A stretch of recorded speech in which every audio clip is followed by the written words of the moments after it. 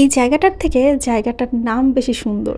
জায়গার নাম হচ্ছে সিন্দুরিয়া। জায়গাটা জাহাঙ্গীরনগরের খুব কাছে, রিক্সায় করে যাওয়া যায় মাত্র 30 থেকে 40 টাকা ভাড়া দিয়ে। দীর্ঘদিনের প্ল্যান প্রোগ্রাম শেষে কোনো এক শুভ দিনে আমরা গিয়েছিলাম সিন্দুরিয়া ঘুরতে। আমরা যখন গিয়েছিলাম তখন বিকেল গড়িয়ে সন্ধ্যা প্রায় নামে। আর এমন সময় রিক্সা ভ্রমণ করতে কার না ভালো লাগে। আমরা খুব এনজয় করছিলাম আমাদের এই রিক্সা রাইডটা। রাস্তাটাও খুব সুন্দর, রাস্তার দুই পাশে ধানি জমি, কিন্তু বর্ষার দিনে এখানে জল উঠে যায়। সুন্দর একটা রাস্তা পার হওয়ার পরে আমরা পৌঁছে গেলাম সিন্দুরিয়া। এই জায়গাটার মেন আকর্ষণই হলো নৌকায় করে বিলে ঘোরা। আমরা যেহেতু অনেক দেরি করে এসেছি, এখন যদি আমরা বিলে যেতে চাই তাহলে বিল পর্যন্ত যেতে যেতে রাত হয়ে যাবে। আর আমার এমনিতেও নৌকায় ওঠার কোনো ইচ্ছা ছিল না, কারণ আমি সাঁতার জানি না, এই কারণে আমি জল অনেক ভয় পাই। আমাদের মধ্যে একমাত্র আজিজেরই ইচ্ছা ছিল নৌকায় করে ঘোরার, আর আমরা সবাই মিলে ওকে ধমক দিয়ে থামাইছি যে নৌকায় এখন উঠা যাবে না, কারণ একটু পরে রাত হয়ে যাবে।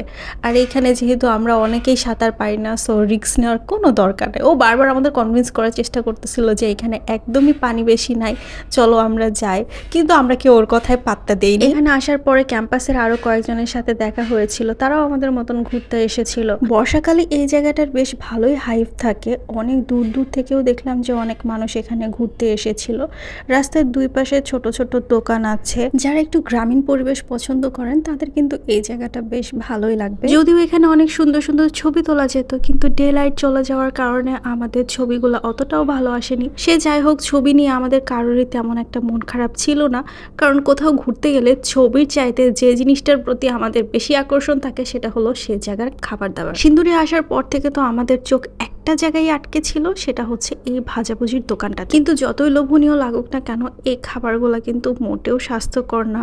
আর এইখানে যেভাবে খাবারগুলো বানানো হচ্ছে সেটাও আমার কাছে খুব বেশি একটা হাইজেনিক মনে হয়নি। অন্য জায়গায় পেঁয়াজও দেখলে তো আমার মাথা খারাপ হয়ে যায়, কিন্তু এখানে আমি একটাও পেঁয়াজও খাইনি।